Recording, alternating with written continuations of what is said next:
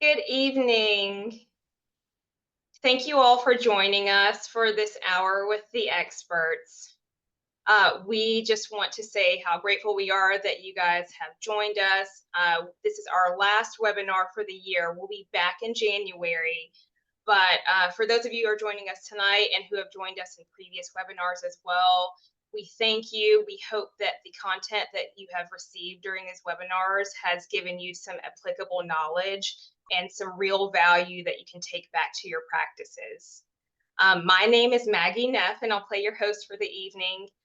Before I get into introducing our illustrious speaker, Sean Coyle, I just have a couple of housekeeping items that I want to go over with you guys. We have a poll that I want to put out to you, and I'll go ahead and launch that. You should see it on your screens. Really, we just want to get a quick snapshot of who you are and where you're from so that we can connect with you better and give you more of the content that you're looking for your practices. While you guys are looking at that, the second item is the Q&A function as part of the webinar. If you have any questions during the presentation, anything that pops up, even if it's not something, if it's from something that was 3 slides ago, please go ahead and drop it into that pop-up bar. And if it's something that we can address right on the spot, myself or my colleague will go ahead and nudge Sean and ask him to address it during the presentation.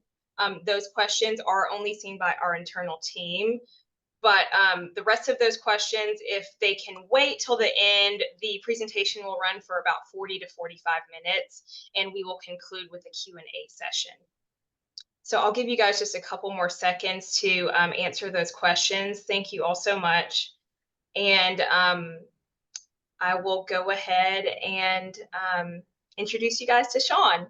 Sean will be speaking tonight on the 2017 Tax Cuts and Jobs Act and how its sunset in 2025 may or may not impact your practice and your practice's finances.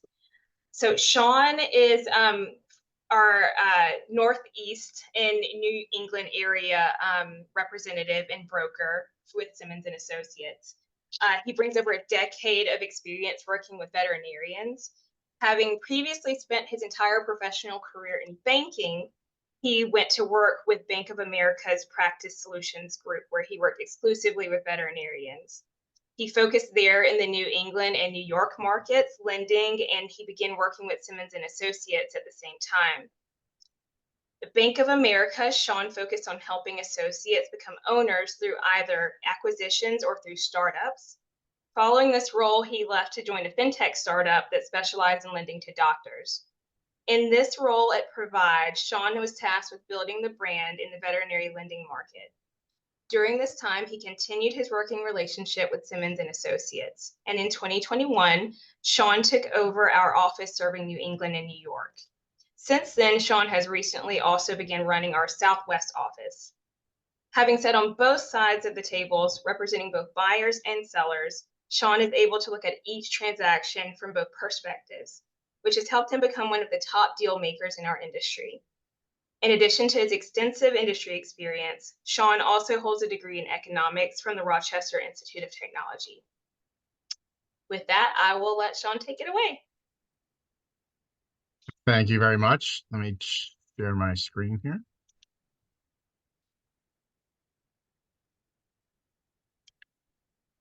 Okay. Yes, hopefully everyone can see that. It's showing up on my screen. So obviously, we all know what's going on in the world. Depending on what state you live in, you might spend half your day getting political ads popping up, phone calls, TV, radio, wherever you go. You can't really escape it. So I know, both this affects us both personally and as business owners. So I thought it would be great if we got on tonight and we kind of went on with what's probably going to most impact you as the business owner in 2026. What we're going to be talking about tonight is the Tax Cut Jobs Act. It's a lot to spit out.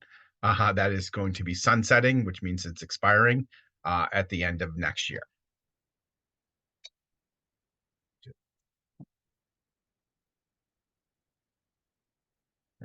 Second here.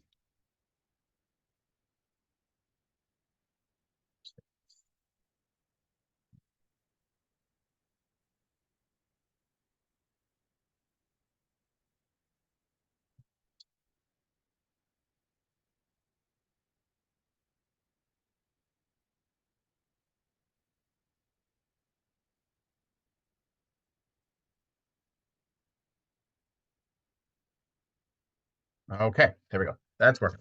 Um, so we booked an hour for tonight. I don't think we're going to need to take an hour. I hope this be fast moving and very informative. And then afterwards, we can take your questions as we go along. And if there's a point that's really you want to know right away, please put in the chat and we'll try to pick that up and answer it from that point. As Maggie mentioned, I've been working with veterinarians for 15 years. I started lending to doctors and helping them buy clinics, startups, expansions, multiple offices, and I've moved in to all that time working with Simmons and taking over in 2021 in the Northeast, and then recently also picking up our Southwest team. I don't think you can ever do a seminar without showing pictures of your dogs. I think it's a requirement when you work in the veterinary industry. Those are my two labs. They're appropriately the one on the left is a true devil, and the one on the left is the angel. Though you see them outside, one looks like well behaved, one looks like they're about to start trouble and in wrong costumes, but that's how they are at home. The devil is the devil, and he gets outside and he's a great dog to the outside world, and he rips apart our house, and then the angel inside is she's perfect at her house, and then when she gets outside, she's an absolute nut. So, and they finished second place in the costume party. Should have won. A little controversy, but I don't know. So tonight's agenda. Always worth doing a current market and what's going on in the world. I'm sure everybody kind of wants to know what it looks like. And then we're actually going to go into why we're here tonight, talking about the Tax Cuts and Job Act. We're going to all be able to say that fast 3 times by the time we get to the end, because it is a lot. We're going to be looking at the income tax brackets, capital gains, estate taxes. These are really the stuff that really is going to impact your business, both you on the personal and the business financial level. Along with political stuff in the election is interest rates. Those are very tied into the economy, and those are a very hot topic for both political candidates and how the economy goes. And then we're going to kind of look at what these scenarios and what it could mean to you. There's obviously multiple scenarios. There are 3 major branches of government that are up for election. Obviously, we know the president, the Senate, and the House of Representatives, which means they could all change hands and we could have multiple possibilities. And so we'll go through that and what that could mean for you. And then some Q&A at the end. Let's jump in with the current market. Everybody kind of likes to know what's going on that. So, I mean, we really break it up into really 2 segments right now, I would say. And that's in the 1 to 3 doctor market, up to 3 doctors. And the question is it really a buyer's or seller's market? I mean, what it's been for the last couple of years, and it continues to be, is really a buyer's market. I can remember 10 years ago sitting and talking about this, and we used to use the term the silver rush. I don't think they use that term anymore. I don't think there's anything wrong with it, but that's the term that we'd hear this great silver rush is coming. It's here and we're in it, which means you have a lot of people retiring. And that's just not the veterinary world. You see that across all industries. So this is the veterinary industry is not immune or this just its sole problem. We're seeing this in all industries. When I talk to peers who do other things, if you talk to banks, we're in this rush where a lot more people who own businesses are retiring than people are looking to buy them. So it continues to be the buyer's market. A thing that a lot of people that think affected are interest rates. Now, I would ask people, and we won't do a poll, but if I was to ask people to guess what current rates are, I'm going to guess they're going to get it wrong because a lot of people are going to think along the mortgage rates, prime rate in the veterinary lending industry. I was shocked when I saw how quickly they've dropped. I would have guessed 6%, right? Because we see mortgages in the 6.5% range. It's good to know that they are now in the mid 4s, which I think is astonishing. I mean, that's just the standard rates now. I heard that some people could maybe get a little bit less than that, but that's a great. So when we talk about buyers, we are starting to see a few more buyers come off the sidelines. Though when we evaluate practices, we do, we're not going to delve into that tonight, but we do take interest rates into consideration. So that really, interest rates really shouldn't affect someone's ability to buy it, and it doesn't, but mentally it does. So we're seeing some positive trends with interest rates going down and people starting to come off the sidelines and mentally being ready to buy. Uh, you know, much like across the board, the demand for services, even in one doctor's, is still going through the roof. Um, I don't need to tell you guys that, right? I'm preaching to the choir. We know what's going on in clinics. Though you read statistics that people are being a little bit more conscious about services. The built up demand is so big that you can actually have a relaxing of the demand and it's still going to outstrip the supply. Once you get into the larger practices, the 3+ doctor practices, and that's where you see the corporate consolidators in, that shifts the market. And it's still a seller's market. Interest rates have affected it. I mean, this market's been great for years. I put down, as you see below, 2020, 2021, 2022, 2023. We often get locked in and looking to peaks and forget about history. When we look in those great years of 2021 and 2022, when the market was just booming and we saw, a reduction in offers and multiples in 2023, people often thought it was bad. And I was like, whoa, were you around in 2020 or 2019, 2018? The multiples were still good in 2023. Yeah, they weren't as great as 2022 when we probably hit our peak. But interest rates are, with that coming down and the money becoming a little bit more available, and we'll talk about that later. That does begin to open up the groups, and we are seeing a lot more activity. You're hearing, and we won't get into those tonight, but there are some deal making with some groups getting recapitalization.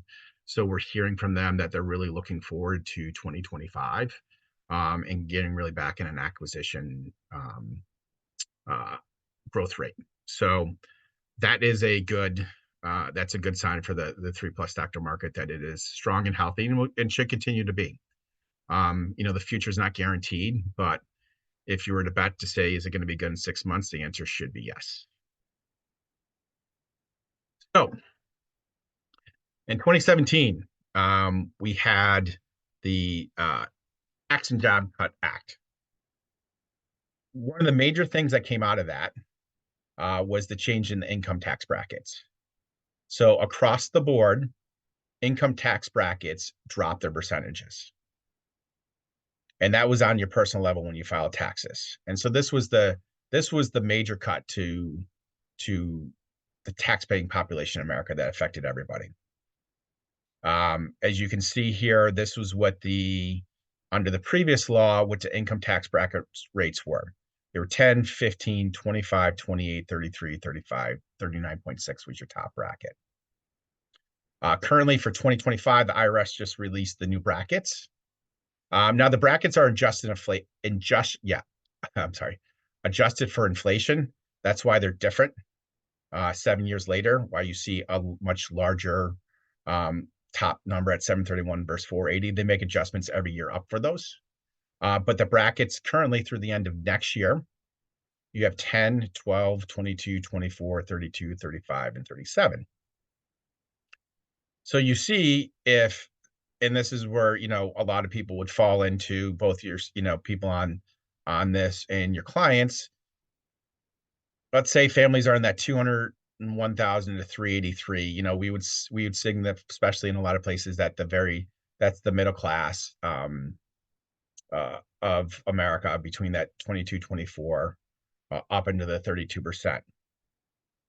Those groups, especially the really 94 to 383,000 group, saw a very large reduction in their taxes, 3%. That's a lot of money. You're talking on 300,000. 3% is $9,000 a year in income that could be coming out for people, and that's disposable. That's real income. So that is expected to be gone at the end of next year. So everybody's taxes in America are going up. That's just, unless something changes, that's just happening. That's it. Additional changes in there when they passed this was they did a lot of changes in our deductions.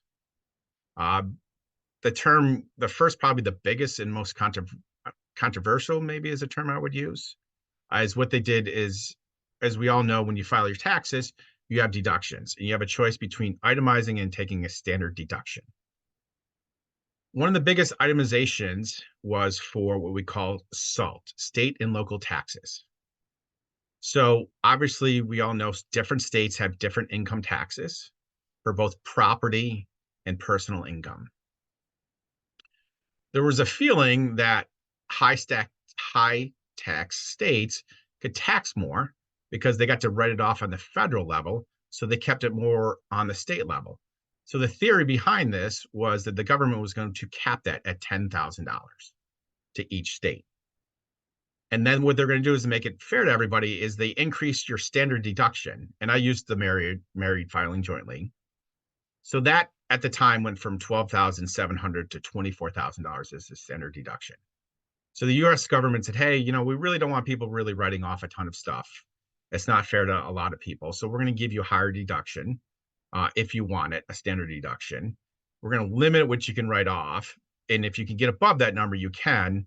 But we kind of want to level the playing field across all 50 states was the theory in this bill. And just for informational purposes, that standard deduction will be $30,000 in 2025. So you see the adjustments in the 6 years, it's gone from 24,000 to 30 just based off of inflation. Additionally, in the Jobs Act, child tax credit went from $1,000 to $2,000 rebate. Mortgage interest, they capped them at $75,000, the limit of homes that you could write off your interest. And the second mortgage, where years ago, people remember 10, 15 years ago, you could write off any interest on a second home, second interest mortgage. Now that is capped to home improvements in dollar amounts. So these are potential things that could be changing. So if you're a person who does standard deductions, possibly under the SALT, that could go down. If you have a lot of write-offs, a lot of people might like this because if you live in a high tax state and you have a lot of property taxes and state income taxes, you might be thinking, well, this is great because that SALT cap's getting lifted and I can start writing that off on my federal taxes again. The other thing that's in there is the capital gains tax. This is a very discussed one about raising revenue. So these are what the government tax on long-term gains, which means when somebody holds an investment for over a year. And so when you go to sell your business, anyone who's been through this process or who have researched it, they've often found out that you pay a lower tax rate, the capital gains. It's a flat tax. And there are some adjustments to it for dollar amounts and here and there. But let's just say, for the sake of argument, it's typically 20% is what you pay. And then states can have that. So that was rewritten in 2017. This is another area which possibly based on the election could change. This rate historically has generally been higher than that. The highest ever capital gains tax rate was in the 1920s when it was 77%. This number is typically hovered in the 30s if you look over the last 50 or 60 years. We've gotten low as 15%. So 20 is actually not the lowest it's been. We have gone down to 15% in the last 30 years on that, but 20 is still considered very low. And so you could be possibly looking at that going up and back into the 30s, or it just going away and becoming into those ordinary income brackets that we saw earlier.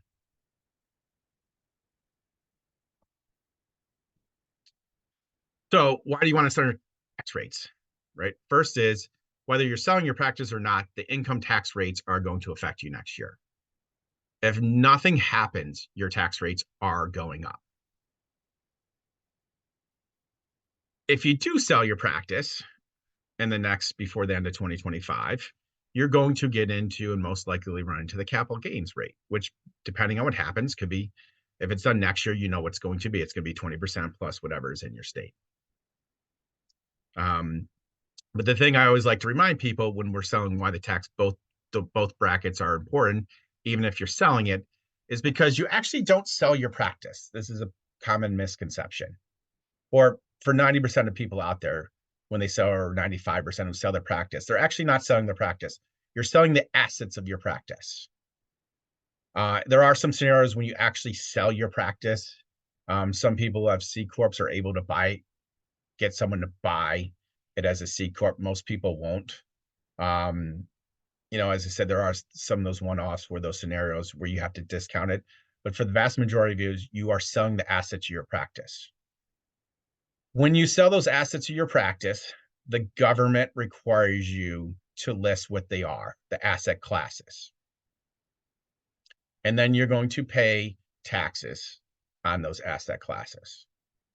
So the classes that you're going to put it into, and what you're actually selling when you sell your assets, is you're selling your inventory, you're selling your equipment, you're selling a non-compete, and those are always going to get taxed as ordinary income. And that's those first brackets where we talked about that they were going up, where it's broken down into the 10, the 12, the 15, up to 37%.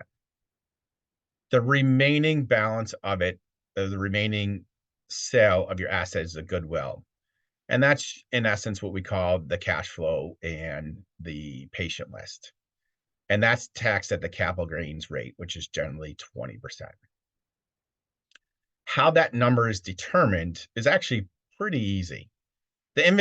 First, I would say, is the inventory is the easiest. It is when you sell your practice, you count it on the night of the sale, and that's the number. So let's say it's on $1 million practice sale, just to make the math easy. Let's say your inventory is $25,000. Your equipment, and most places equipments are going to run anywhere from $50,000 to $125,000 on most deals.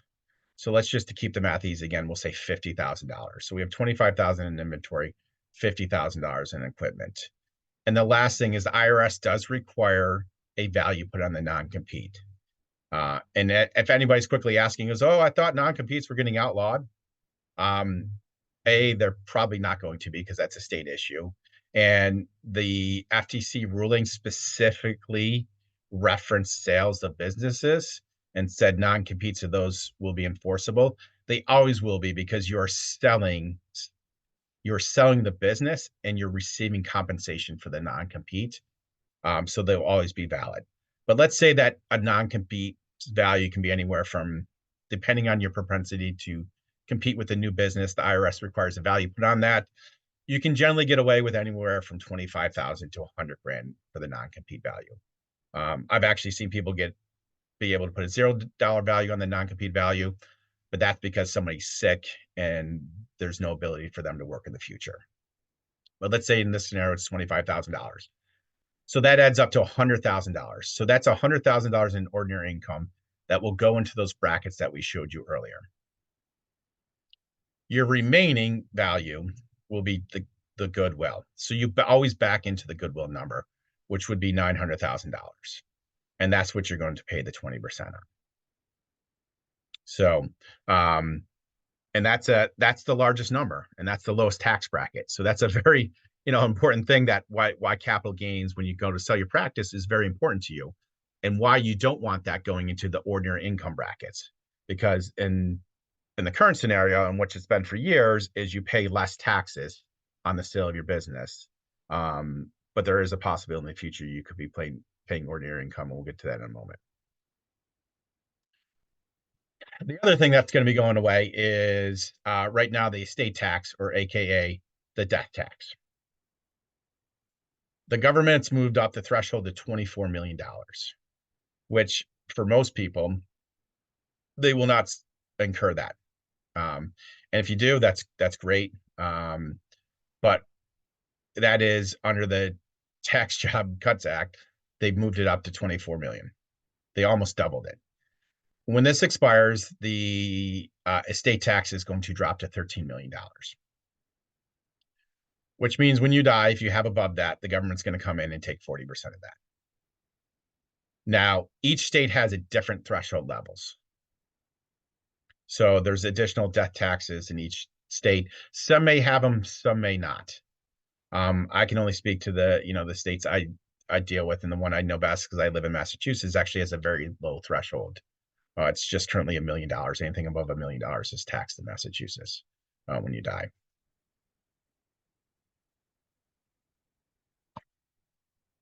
No, this is not part of the act. This is part of the Tax Job Cut Act, the interest rates. Interest rates are set for two reasons. They are set based off by the Federal Reserve, um, and they're supposed to be set on how they best view the economy should be handled. In a perfect world, that's what would happen. And for the most part, they try, but politics do come into play. They do get pressure by the president and the public to maybe do things that, maybe jump early or jump a little late in interest rates. Now, when we started this seminar planning, I think most people would say what you've heard is you were expecting interest rates to continue to drop. And if we were to ask people, I think most people would say, yeah, interest rates are dropping. That's what you're hearing in the news. We've seen a recent cut. Interest rates should continually drop. Why they do that is because they want to lowered rates, increase the money supply. And that's to pick up economic activity. And we know that they were worried about a recession coming along. So the government was trying to pump money into the economy to keep people spending, so people would be continuing to be employed, so we wouldn't have layoffs. And then the often term you hear with they were worried about a recession was a soft landing. So under the theory is, well, why wouldn't you always want rates to be low? Because you're just talking about the positive things, and rates are going down. It's spurring the economy. Is what we just saw the last couple of years was inflation. We don't want inflation to get out of control. So the government has this job of doing what's best for us long term, which sometimes gives us pain in the short term that we get upset about, that gets into politics. And then so sometimes they do move based off of politics for interest rate adjustments. Their timing. Sometimes they do what's right. We can spend a whole day arguing over that, discussing it, but that's how they do move. But what I say is what's normal. If we look at historically in the United States, we're probably a little bit higher in our interest rates. We'll get to a mortgage slide in a moment, the other rates.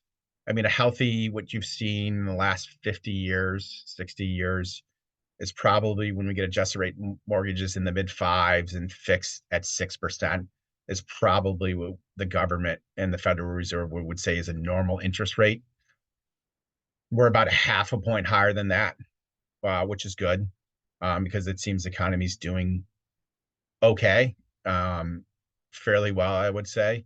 The markets are doing well, which allows them to cut if need be. They were supposed to cut more, but I think this is an interesting graph. As you see here, interest rates are ticking up. So we've been hearing all through this process about cutting interest rates from the government, spurring growth.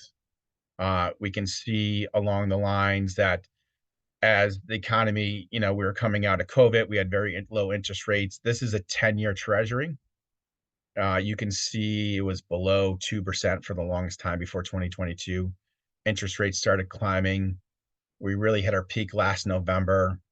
At that point, you started talking about interest rates being cut. So the market started pricing those cuts in before they actually occurred.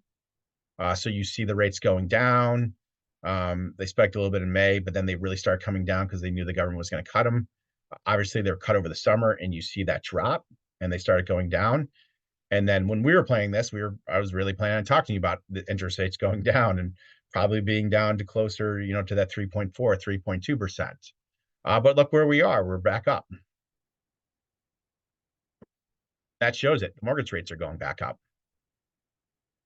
So, which is interesting because I don't think either political candidate wants to see interest rates going up, because people psychologically and also feel it, that it affects their buying power, and affects their buying power when they buy homes. And home affordability is a very top of the mind thing. So you see we got down to almost 6% in mortgage rates. we were in that low fives for adjustable or 15 years, which is also you'd see those rates for the adjustable, but those are trending back up to 6%. We're above 6.5% on mortgage rates, and we could be trending back to 7. Why these are important is obviously this is going to affect the people's ability to borrow, both corporate and private buyers, to buy your practice. So it's something we want to be aware of. If these rates continue to climb, you could see some possible pullback. I wouldn't say in buying power in the corporations. What I would say is it could affect the multiples they're willing to pay, where we said it was getting better in 2024 and into 2025, where we saw a downturn in 2023 with some of the multiples. You could see things suddenly start trending back to 2023. There's going to be no crash. So, I wouldn't put any fear in people. It's just something you have to be aware of. So, how do all these between interest rates, taxes, what happens with election outcomes? Well, there's really 3 different scenarios that we should look at. Each party controlling all 3 forms of government. So the Republicans having the president, the Senate, and the House. The Democrats controlling all 3, the president, the Senate, and the House, and then thus having a divided government. What does that mean for us? If the Republicans controlled all of the houses, then obviously they're going to be able to pass whatever legislation they want without opposition. I mean, you can get into filibusters and stuff like that, how they slow it up. But for the most part, they are getting, in the day, if they all get together, they're going to get what they want. Obviously, the Tax Cut Jobs Act came out of a Republican-controlled House, Senate, and President. It was a signature piece of legislation for the person who's running for a presidency on the Republican ticket. So you're most likely going to see some type of extension of that. Most likely the income tax would be extended. You would see there's a lot of other things in there that we didn't get into. There are what they call the passive income write-off. That would probably most likely get extended, which is all positive. You actually might see some more write-offs to spur job creation. That's always a popular thing on the Republican ticket, is small businesses and write-offs for them. I've heard some wild promises out there of no taxes on OT and tips. I don't know how they're going to get that. I think that's just, I think both parties do this. Sometimes they both make promises like they're running for president of the 5th grade class when they promise no homework, more recess, and better lunch. Telling people we're not going to tax OT and tips. That's not fair to someone who doesn't work OT, or if you're collecting tips, you're still making same as the other.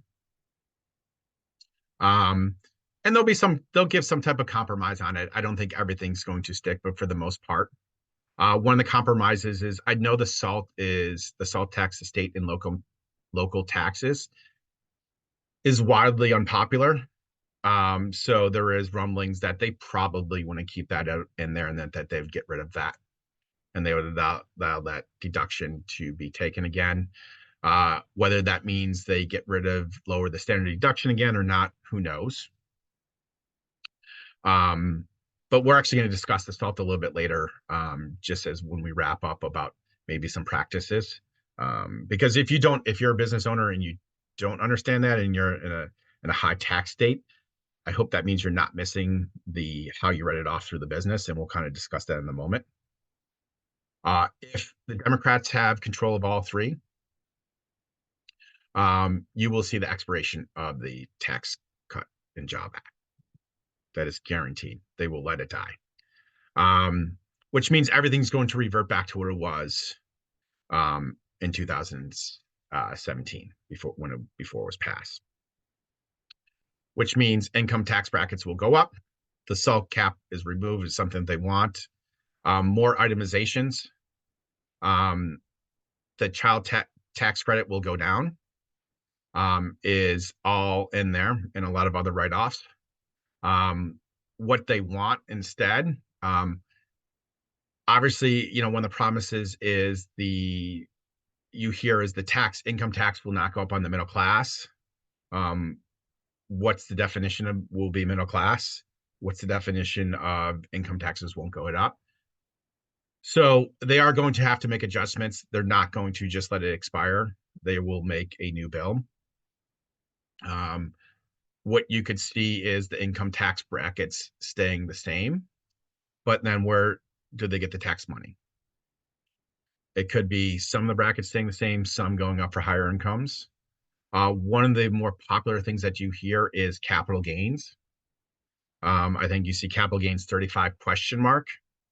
That's a number I've been heard thrown around, that capital gains could go to 35%, which would basically put you at the higher levels of the federal income tax. So that's something to be aware of. And if you're an owner and you see a full control, and you're thinking about retiring in the next 14, 15 months, even the next couple of years, because obviously when this is written, this is going to affect the next, Congress, and let's say you have total Democratic control. I mean, you're talking 4 possible years before something would be able to be changed, because you would need pretty much all branches of government to sign off on any of a dramatic change. So we're talking we won't know exactly what they're doing, but we'll know on election night, could taxes for the next 5 years be higher? We could also see, which has popped up recently, is government intervention into the veterinary industry. 2 senators, Warren and Blumenthal, the Massachusetts and the Connecticut senator, have recently sent out a letter to one of the larger consolidators. And this is a quote from it, where they were looking at the private equity owned practices, and really asking questions on, what's going on in there. Do they feel that clinicians are being made to demanding quotas, as you see in there, for certain procedures, tying their income to the amount of revenue that they generate? I find the last one kind of funny. Private equity firms have also raised the cost of veterinary services, exploiting customers' love for their pets to make a profit. Since 2014, prices for veterinary services have risen by 60%, with prices well over $300. My greatest question is, apparently everything else since 2004 hasn't changed in price. Right? Colleges are still the same as they were in 2014. The price of eggs, are the same price as they were in 2014. So when I saw that, I kind of had a chuckle. As we know, sometimes the government's best intentions are missteps when they step into it. I also thought the tying the income to the revenue generated is a typical pro-sale model that, if is implemented right, allows employees to get raises when you increase his prices, and an incentive for people often staying late to take on additional cases. I did not find that anywhere in their letter. And as I said, the prices going up 60% in 10 years was also kind of funny, especially knowing, and I think we're in a really safe space to say this, and I can say this, having been in the industry before 2014. There's no industry in the United States that undervalues its services as much as the veterinary world. So them just going up 60% is actually funny, because as we know, it could be a lot more. The training, the supplies that go in the veterinary world is no different than the human world, and we're what, 1/5, 1/10, 1/20th the price. So I got a chuckle out of that. But you could see government intervention and stop consolidators on the larger practices that will have a trickle down effect through the entire market, thus driving down the values of clinics. So that's something to be aware of, that if you have an entire, control by one party's already looking at it. What happens if we have divided government? If you look at the history of the United States, in economics, usually the best economic output for the U.S. consumer is actually divided government. Um, we do best when the government can't get involved in our lives, when they're fighting between themselves and they forget about us. If it often works out for the consumer, because we'll figure it out on our own. But obviously, the Tax Cut Jobs Acts will expire, which means a lot of those, as you said, the income, all that stuff is going to go up. What's going to happen is that there's going to have to be compromise. There's going to be trade-offs. So this is where we get at. This is where you get into, and it's like, all right, well, you have to. I want lower tax brackets. One group. All right, well then I want write-offs back, and that's what's going to happen is you're going to at some point, hopefully they'll meet right in the middle, and that usually works out well for the U.S. consumer is when we actually have divided government because they do have to compromise. Um, Child tax credits, I think they'll stay. Those are a very popular thing. So, but what you could see is the lowering of the phase out amounts. Those are income related. But I think there will be some type of, but who knows? When we talked about capital gains with divided government, one side wanting to stay at 20, one wanting to go to 35. So what does divided government mean? 25, 27? That could mean something. But that's still a 5% to 7% increase for someone looking to sell their practice, which on $1 million, a 5% increase is $50,000 of real money that you give up. So that's something to be aware of, if you're looking at selling before the end of 2025. So what are some of the ways, if we're looking at and knowing these are going to expire? I always say that the number one area where I see consistently the small businesses fail on saving money is proper retirement planning. And I say this to anyone who's on here that's an associate looking to buy. The greatest thing you have about being an owner is your ability to plan for retirement as an owner. I don't see the government touching this. The government doesn't like to touch people's retirement savings. They understand it's important to them. They want employers to offer plans to people. How do they do that? Well, they get and they offer benefits to employers to offer retirement planning or services, 401ks, matching plans. The term you hear in that is the safe harbor. It often boggles my mind when I ask people, like, how much as an owner can you put in your 401k, right? And most of the people will come back and they will tell me what you can as an individual. And depending on your age, that's anywhere from $23,000 to $30,000. And I'm like, oh man, you're not working with your planner because in a safe harbor, it's not 70, but it's pretty close. And then when they make the IRS adjustment for next year, it will be $70,000. As an owner, you can put almost $70,000 into your IRA account. You do that through a combination of matching and you as an employee making a contribution to your 401k. Additionally, even if your spouse, and I can tell you this personally, I know this and I learned all this stuff personally as being a business owner, even if your spouse is not an owner, to the IRS they are, whether they're on the papers or not. So them being on the payroll, that window opens to them too. So now you're talking about getting in an excess of 6 figures into your 401k and deferring those taxes. So that's a lot of money. But a lot of people in the one catch is you do have to offer a profit sharing to your employees, which is a great retention plan. And most people should, because employees are looking for benefits like that. And most people do. They just don't plan this, or they have this conversation with their financial advisors and realize that that's there. Additionally, family members, children, why they're not on the payroll in a lot of these places, once again, I don't understand. There's not a 14 or 15-year-old doesn't know how to use social media. How your child is not, quote unquote, helping you do your social media would be a mistake. throwing them in an advertisement and then having them to pay that for that advertisement is all worth it. Once again, these are all my opinions. I would tell you, you have to confer with your CPA and your financial planner to make sure this is all, all within compliance, because there's a compliance test. But these are the questions I would ask them is, hey, couldn't I put my child on the payroll? I could pay their salary all into in this case, a Roth IRA. There would be additional that they'd have to pay some taxes. You can still claim them on your taxes, even though you're paying them salary. Your child would just file their own tax return at the lower income tax brackets that you saw.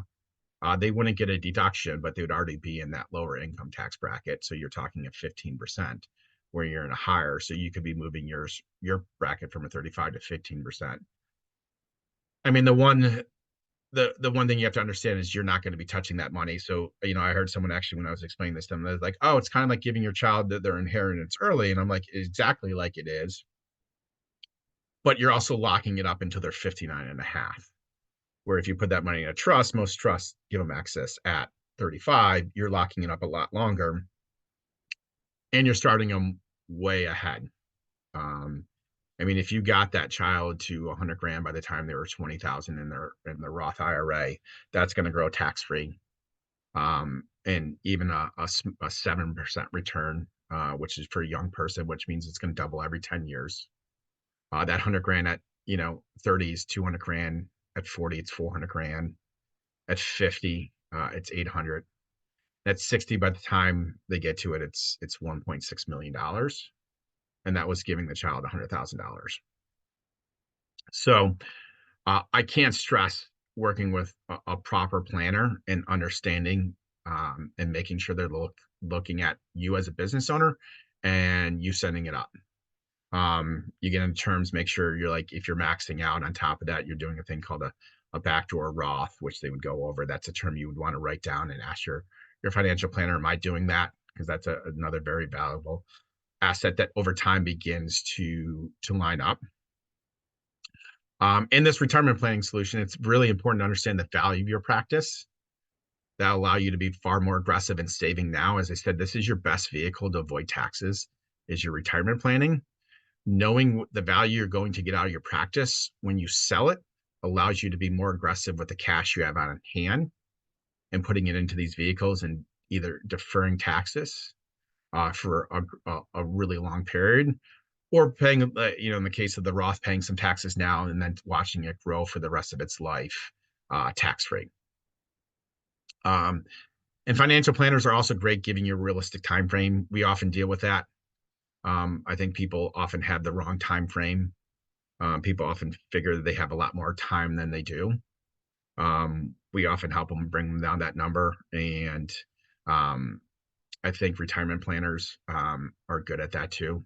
Really good ones at giving you a realistic time frame and getting that right thing in there. Estate planning, always get an estate lawyer, trust, gifting, family members. You have another year to do all this stuff, so you need to work with an estate planner. Maybe you can shed some assets in case the government comes back.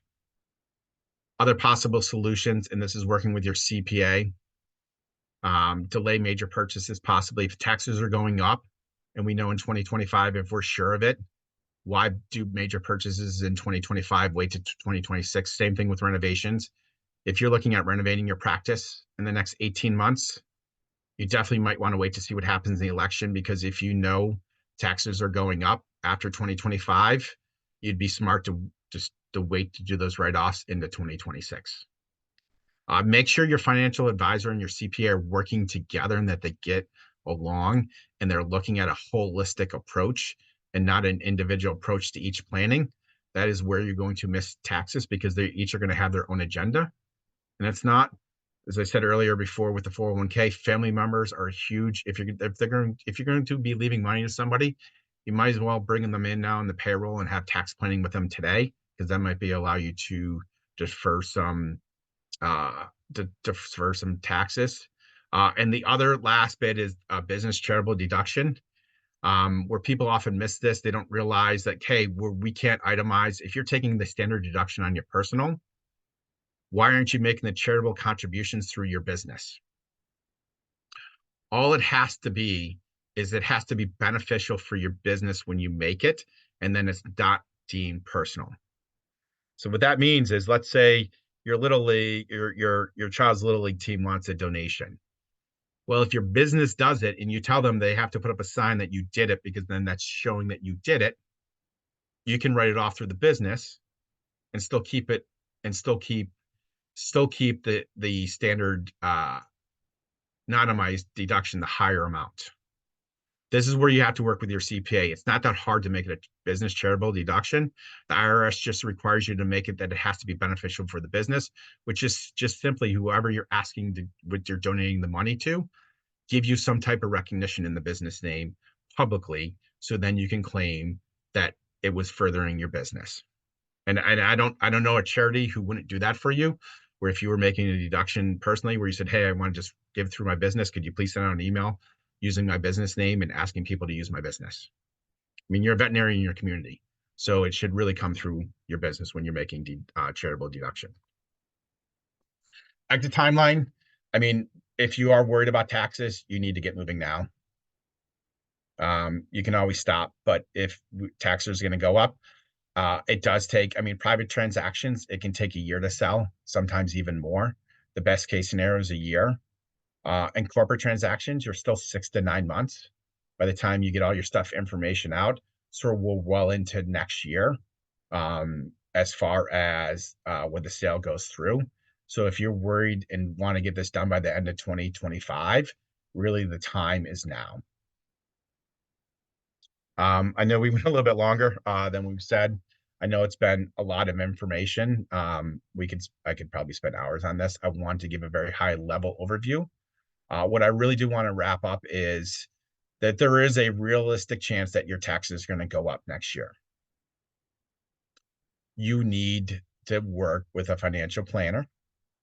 You need to work with your CPA, because there are easy ways to start deferring it when you own a business. You can't get rid of them, but you can delay them and then get into when you have less income, and that's a lower bracket. So I'm going to pause there and see if we have some questions on it. I know I did a lot of information dump on a topic that hopefully some people are interested and don't want to pay a lot of taxes in.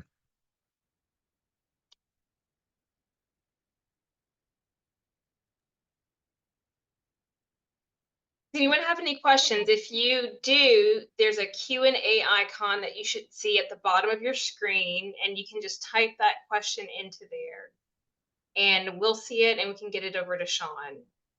So I'll just give just 1 or 2 minutes for anybody who's got some burning questions, and if not, then we'll go ahead and wrap.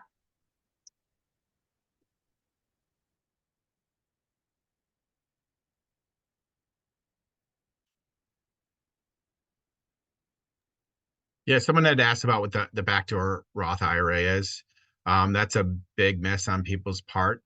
It is when, if you think you're doing, which is great, you've maxed out your 401k contribution, and someone says, oh, to you, you can't contribute anything to an IRA because you're doing a 401k at work.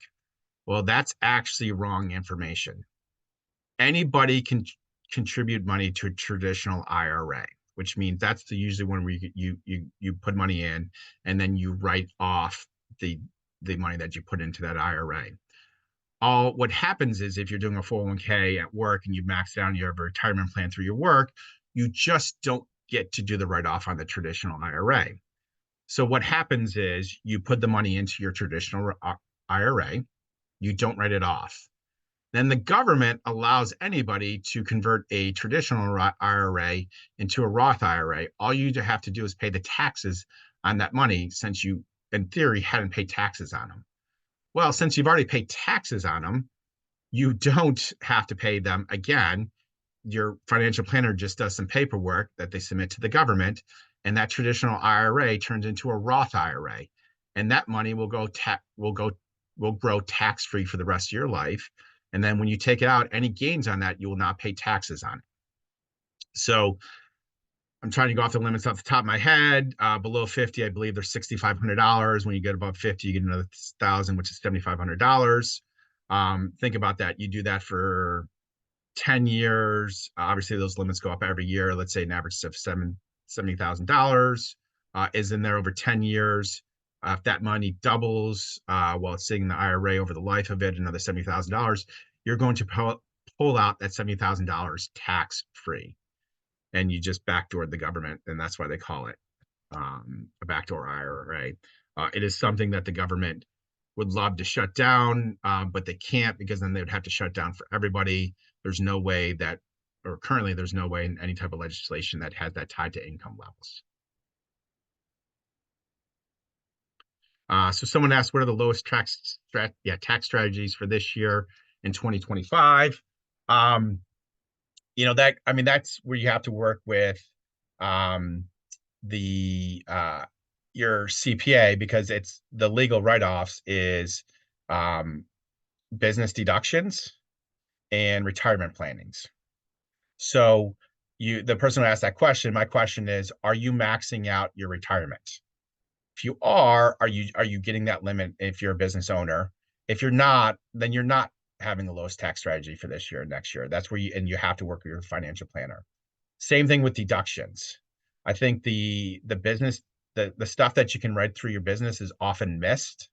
As I said, the business tax deduction is very important. You can also write most states that have, because of the SALT, you're able to write your state and local taxes off through your business. Your business can make a voluntary payment through your business, and the state gives you credit, and the government allows this. So that's a strategy. You have to talk to your accountant about paying your state and local taxes through your business. But most high income state taxes allow this to occur, and the government allows you to write it off through your business. And as I said, that business deduction for charity, most people miss it. It's just one extra thing. Your accountant might say, oh, you're not supposed to do that. But if they read the rest of the rule where it says, oh, no, you just have to make it beneficial for the business, which is simply can just be an email from that business saying, please visit the local vet because they donated money. Those are probably the best strategies to lowering it. And once again, the retirement, I can't stress that enough. I saw someone say, isn't the Roth limited to 100K? It is not, because you're talking about contributions directly to the Roth. That's why it's called a backdoor. There are no limits on income converting a traditional to a Roth. Thus, you make the first deposit into the traditional, and then you convert it to the Roth. The limit doesn't exist for the conversion. It only exists for the contributions.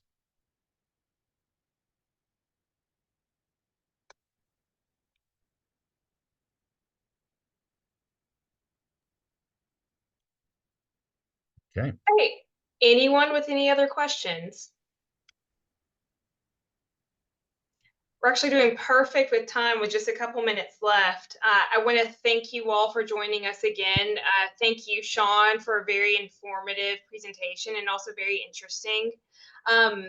We will be sending out a recording of the webinar for those of you who weren't as fast as I know. I was not as fast as I wanted to be with my notes. So you will have the chance to replay this. We'll be sending that out soon. We'll also in that email send you guys some additional resources that are related to this topic. So Sean, everyone, thank you again, and everyone have a great evening. Thank you. Thank you.